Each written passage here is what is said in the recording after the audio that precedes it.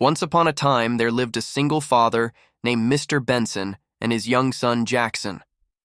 Mr. Benson was a hard-working man who had lost his wife a few years ago, leaving him to care for Jackson on his own. Despite his busy schedule, Mr. Benson made sure that Jackson was well taken care of and received a good education. One day, Mr. Benson gave Jackson a sum of money to pay his school fees.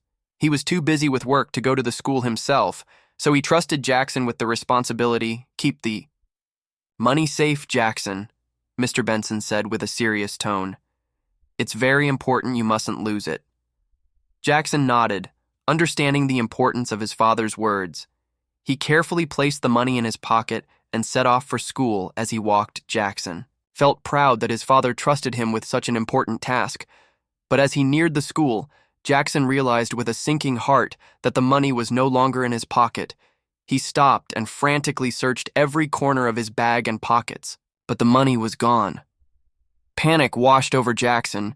He retraced his steps, hoping to find the lost money on the road, but it was nowhere to be seen. With tears in his eyes, Jackson continued to search, but it was no use. The money was gone. And Jackson knew he would be in big trouble when Jackson arrived at school. His teacher asked for the school fees, but Jackson had nothing to give, embarrassed and scared. He explained that he had lost the money. The teacher, though sympathetic, had no choice but to send Jackson home until the fees could be paid. As Jackson walked home, his heart was heavy with fear and sadness. He didn't know how to face his father and tell him what had happened. Tears streamed down his face as he imagined the disappointment and anger in his father's eyes. As Jackson walked along the busy streets, he was so lost in his thoughts that he barely noticed the people around him. His tears blurred his vision, and he felt utterly alone. He passed by shops and stalls, but nothing could take his mind off the lost money and the trouble he would face at home near the side of the road. A woman named Madame Caroline was selling cookies and small meals from a simple stall. She was a kind-hearted woman known for her warm smile and gentle nature, but life had not been easy for her. She worked hard every day to support herself and her two young daughters. That day, Madame Caroline noticed Jackson as he walked by, his face red from crying. Concerned, she called out to him, "Young man, why are you crying?" Jackson stopped, surprised that someone had noticed him. He wiped his eyes and hesitated for a moment before walking over to her stall. There was something comforting about the woman's voice, and he felt he could trust her. "I lost the money my father gave me for my school fees," Jackson said quietly, his voice shaking. "I can't find it anywhere, and now I'm afraid to go home. My father will be so angry." Madame Caroline listened carefully, her heart aching for the young boy. She knew how important it was to pay school fees on time and how hard it could be to earn money. For a moment, she thought about her own struggles and the little money she had made that day. But as she looked at Jackson's tearful face, she made a decision. Reaching into the small pouch where she kept her earnings, Madame Caroline pulled out some crumpled bills. It wasn't much, just enough to cover her needs for the day, but she handed it to Jackson with a kind smile. "Take this," she said softly. "It's enough to pay your school fees." Jackson stared at the money in disbelief. He couldn't believe that a stranger would be so kind, especially when he knew how hard it was for people to make a living. His hands shook as he accepted the money. Thank you so much," Jackson exclaimed, his voice filled with relief. "I don't know how we'll ever repay you," Madame Caroline smiled gently. "There's no need to repay me, just promise me you'll do well in school and make your father proud. That will be enough." Jackson nodded eagerly. I will, I promise," he said. Then, with the money safely in his pocket, he hurried home, grateful for the kindness of the woman he had just met. But in his relief and haste, Jackson forgot to tell his father about Madame Caroline's help. The days passed, and the memory of the lost money began to fade, but Jackson never forgot the woman who had saved him from trouble that day. Months passed, and life continued as usual for Jackson and his father. Jackson kept up with his studies, and Mr. Benson continued to work hard to provide for his son. Then one day, Mr. Benson received some incredible news. After years of hard work, he had won a major contract that brought in a lot of money. The Benson family was suddenly wealthy, and their lives changed overnight with their newfound wealth. Mr. Benson and Jackson moved into a bigger, more comfortable home. They bought a new car, and Jackson received new clothes and shoes. Life seemed perfect, and Jackson was happy, but deep down he couldn't shake the feeling that something was missing one afternoon as Mr. Benson and Jackson were driving through the city. They passed by a street that looked familiar to Jackson. He suddenly remembered the day he had lost the money for his school fees and the kind woman who had helped him. Jackson felt a pang of guilt as he realized he had never thanked her properly or even told his father about her dad. Jackson said hesitantly, breaking the silence in the car, "Can we stop here for a moment? There's something I need to check, Mr. Benson," curious but willing to indulge. His son pulled over to the side of the road. Jackson got out of the car and walked to where Madame Caroline's stall had once stood. But when he reached the spot, he was disappointed to find it empty. There was no sign of her or her stall. Confused, he approached a nearby vendor and asked if they knew what had happened to the woman who used to sell food there. "Oh, Madame Caroline," the vendor said with a sad shake of his head. "She hasn't been around for a while. Times got tough for her and she had to leave. I'm not sure where she went, but I heard things haven't been easy for her." Jackson's heart sank. He hadn't expected her to disappear, and he felt a deep sense of guilt for not finding her sooner. All those months while his life had gotten better, the woman who had helped him was struggling. He suddenly realized how careless he had been by not telling his father the truth earlier. When Jackson returned to the car, his father noticed the troubled look on his face. "Is everything okay?" Mr. Benson asked. Jackson took a deep breath, deciding it was finally time to tell his father everything. "Dad, there's something I need to tell you. Remember when you gave me money for my school fees last year? I lost it on the way to school, and I didn't know what to do. I was scared to tell you. But a woman selling food by the roadside saw me crying and gave me the money I needed. I never told you because I was too ashamed. Now I came back to find her and repay her. But she's gone. I feel terrible." Mr. Benson was silent for a moment, processing what his son had just confessed. He wasn't angry, but he felt a mixture of surprise and concern. "Why, didn't you tell me back then, Jackson? You didn't have to go through that alone." Jackson looked down, ashamed. "I was scared you'd be disappointed in me. But now I regret not telling you. We could have helped her sooner." Mr. Benson sighed and placed a reassuring hand on Jack's shoulder. "You made a mistake, but you're trying to make it right now, and that's what matters. We'll do everything we can to find her and help her. She did a good thing, and it's only fair that we repay her kindness with that decision." They began asking around, hoping to trace where Madame Caroline might have gone, but every lead came to a dead end. No one seemed to know where she had moved or what had happened to her. As the days turned into weeks, it became clear that finding Madame Caroline would be much harder than they thought. Jackson couldn't shake the guilt he felt, but he made a promise to himself that he would keep searching until he found her. After all, he owed his education and much of the happiness he now enjoyed to the woman who had helped him when no one else did. Time passed and Jackson grew older. He continued to excel in school and eventually decided to pursue a career in medicine. His father, proud of his son's achievements, supported Jackson every step of the way. Jack earned a scholarship to study medicine abroad, and soon he was on his way to fulfilling his dream of becoming a doctor during his time abroad. Jackson worked hard and learned as much as he could. He never forgot about Madame Caroline, the woman who had helped him when he needed it most. Her kindness had stayed with him all these years, and he often wondered what had happened to her after completing his studies. Jackson returned home and with his father's help opened a new hospital in the city. It was his way of giving back to the community that had supported him throughout his life. The hospital was modern and well-equipped, and Jackson was proud of what he had accomplished. Meanwhile, life had not been so kind to Madame Caroline and her daughters. After her husband's death, Madame Caroline had struggled to make ends meet. Her husband's family had taken everything from her, leaving her with nothing. She and her daughters, Miracle and Lizzie, were forced to live in an unfinished building on the outskirts of the city. Miracle and Lizzie tried to help their mother by selling fruits on the street, but the money they earned was barely enough to survive. They had to drop out of school because Madame Caroline couldn't afford the fees, and their lives were a constant struggle. One day, as Miracle and Lizzie were selling fruit near a busy road, tragedy struck. Lizzie was crossing the street when a car came speeding towards her. She didn't see it in time, and the car hit her, throwing her to the ground. Miracle screamed and rushed to her sister's side. But Lizzie was unconscious, and there was blood everywhere. People gathered around as Miracle knelt by her sister, crying and begging for help. Someone called for an ambulance, and a kind stranger offered to take them to the nearest hospital. "Miracle!" Her heart pounding with fear agreed, and they rushed to the hospital hoping that Lizzie would be okay when they arrived. The hospital staff quickly took Lizzie into the emergency room, but there was a problem the doctors asked Miracle for: payment, before they could begin treatment.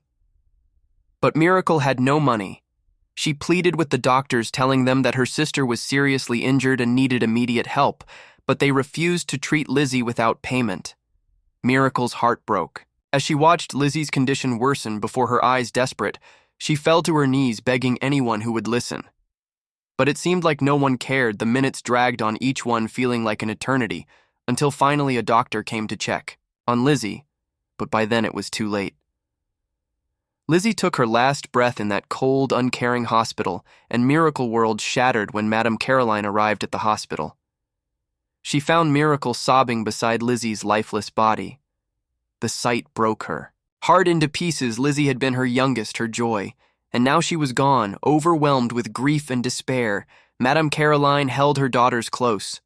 Mourning the loss of her precious child, life became even harder for Madame Caroline and Miracle. After Lizzie's death, the unfinished building they lived in felt emptier, and the burden of grief was almost too much to bear. Madame Caroline, who had always been strong for her daughters, began to fall into a deep depression she could barely get out of bed, let alone work.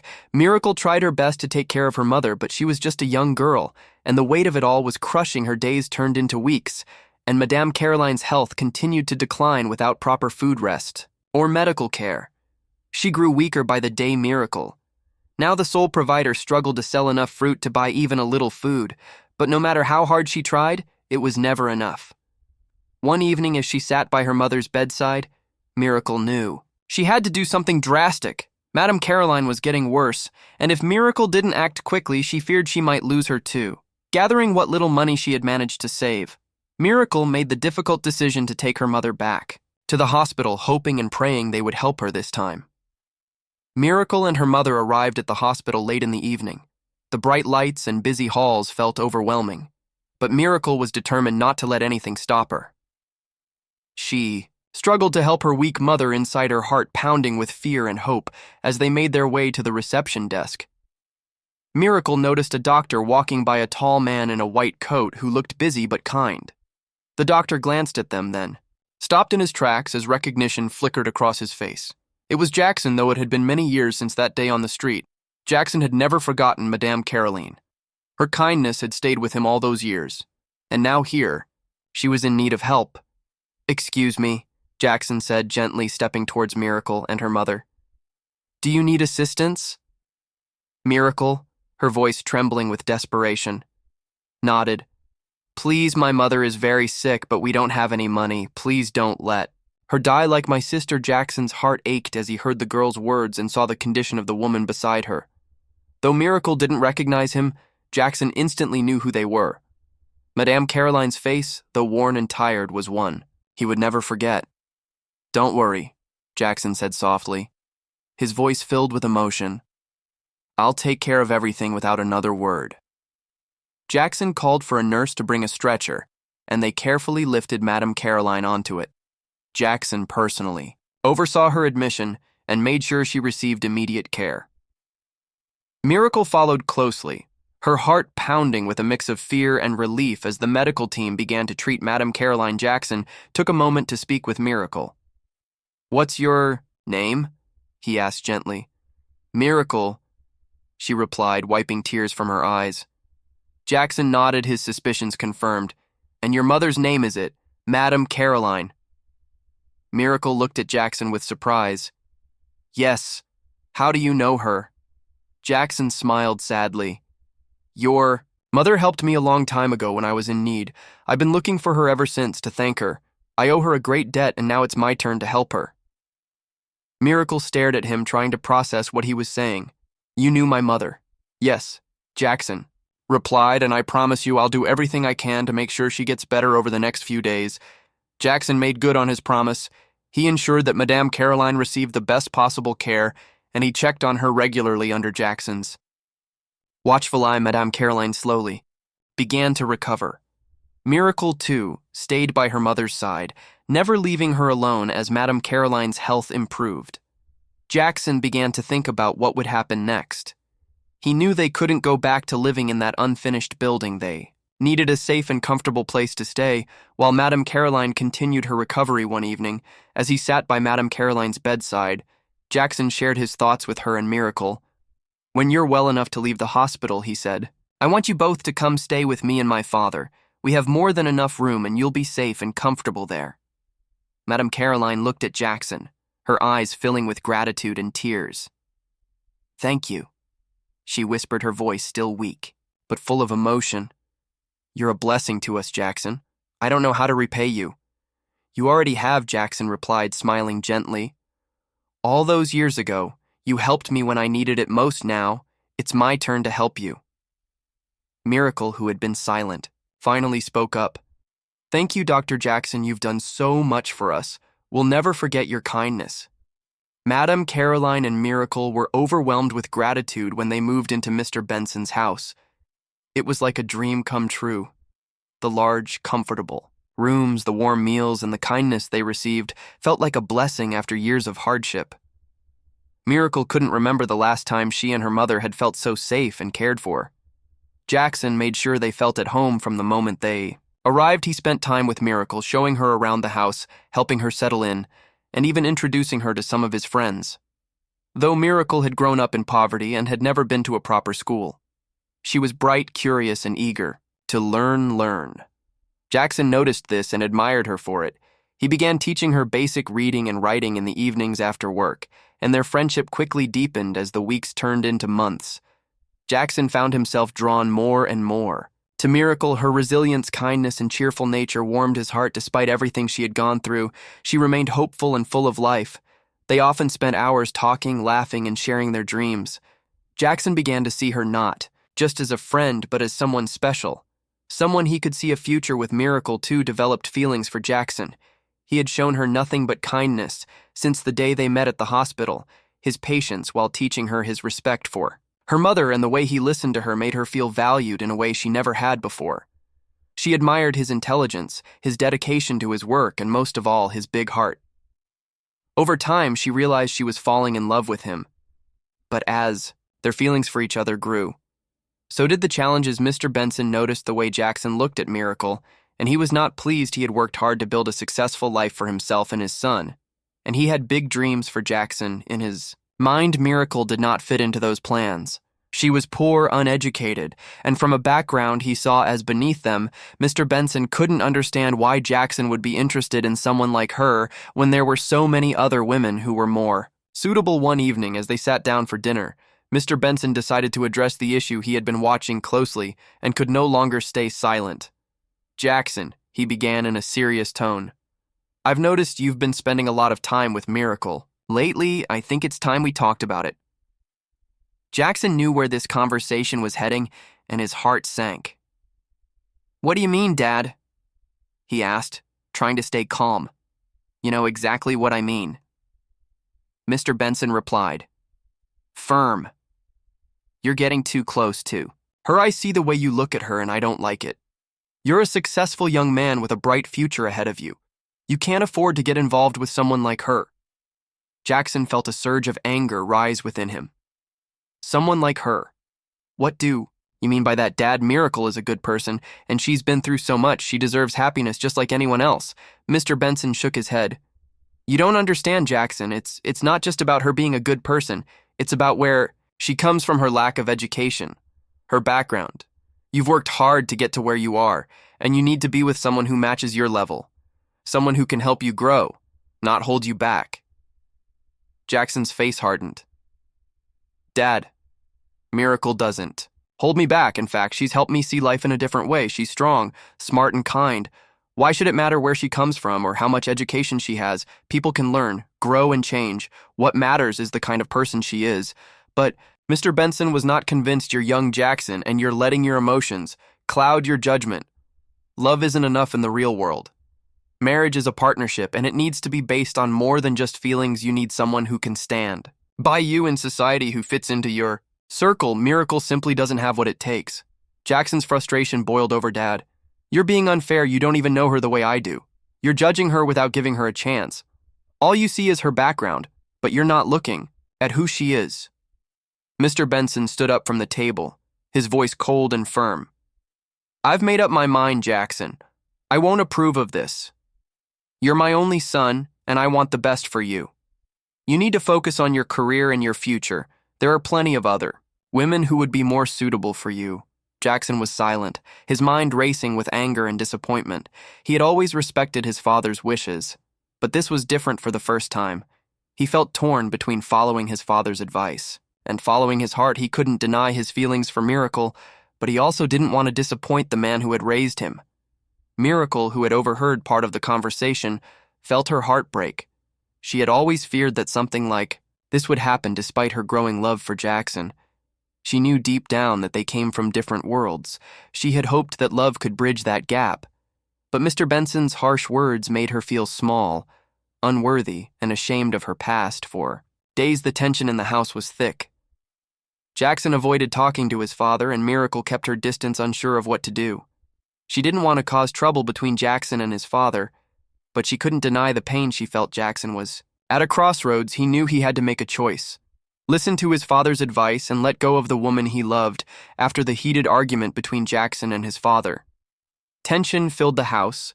Mr. Benson could feel the strain between himself and his son growing day by day. Though he stood firm in his belief that Jackson needed to stay away from Miracle, he could also see how deeply his son cared for her, determined to put an end to what he considered an unsuitable relationship. Mr. Benson decided it was time for Madame Caroline and Miracle to leave his home one evening. Mr. Benson called Madame Caroline into his study for a private conversation. She entered the room with a nervous smile, unsure of what to expect. She had been grateful for the hospitality and kindness she and her daughter had received, and she had done everything possible not to be a burden. But now, seeing the serious expression on Mr. Benson's face, she could sense that something was wrong. "Please sit down, Madame Caroline." Mr. Benson said, his tone formal and distant. Madame Caroline took a seat, her heart racing. "Is everything right, sir?" she asked, concern clear in her voice. Mr. Benson leaned back in his chair and took a deep breath. "Yes, everything is fine, but I think it's time we make some changes. You've been staying here for some time now, and while I'm glad I could help, it's best for everyone if you find your own place to live." Madame Caroline's face fell in shock. "She hadn't expected this at all, sir.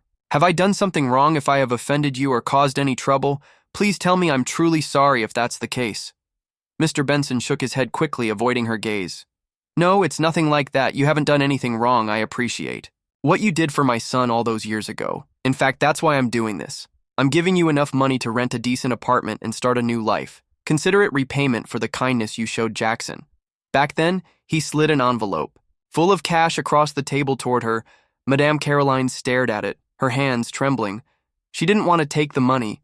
It felt wrong. She had never helped Jackson for any reward.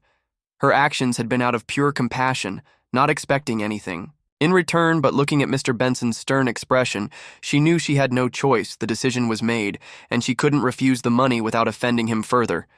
With a heavy heart, she picked up the envelope. "Thank you, sir," she said quietly. "I don't want to take this, but I have no choice. Voice. I appreciate everything you've done for us, and I'm grateful for the shelter and support you've given, but I can't help but feel that I've overstayed my welcome." Mr. Benson's face remained unreadable. He nodded slightly. "You've been more than welcome, Madame Caroline, but it's time for you and your daughter to move on and build your own life. You deserve that opportunity." Madame Caroline left the study, holding the envelope tightly in her hands. Tears filled her eyes as she thought about how suddenly everything had changed. She had started to believe that things were finally looking up for her and Miracle, but now it felt like they were being pushed out just when they had found a place to call home. When she told Miracle about the conversation, the young girl was heartbroken. She had grown attached to Jackson and had started to feel like part of a family again.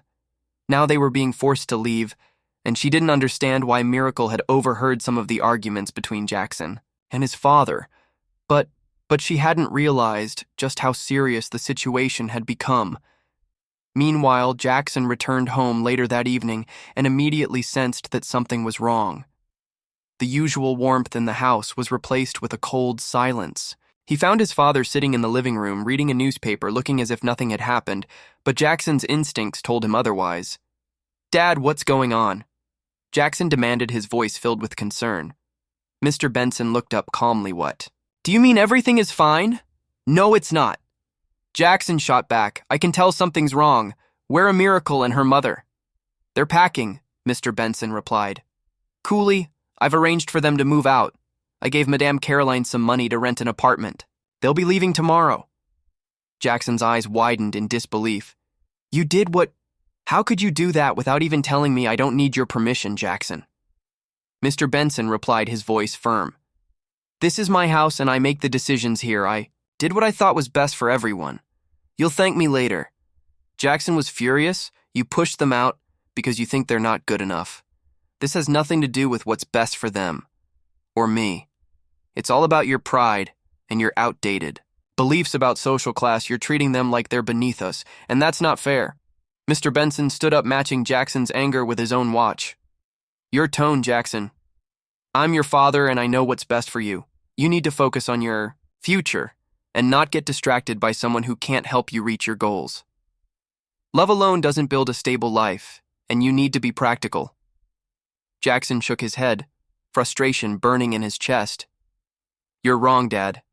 Miracle is more than just her background. She's smart, determined, and capable of so much. You're too blind to see it because you're stuck in your old ways. Enough. Mr. Benson snapped. I've made my decision, and that's final.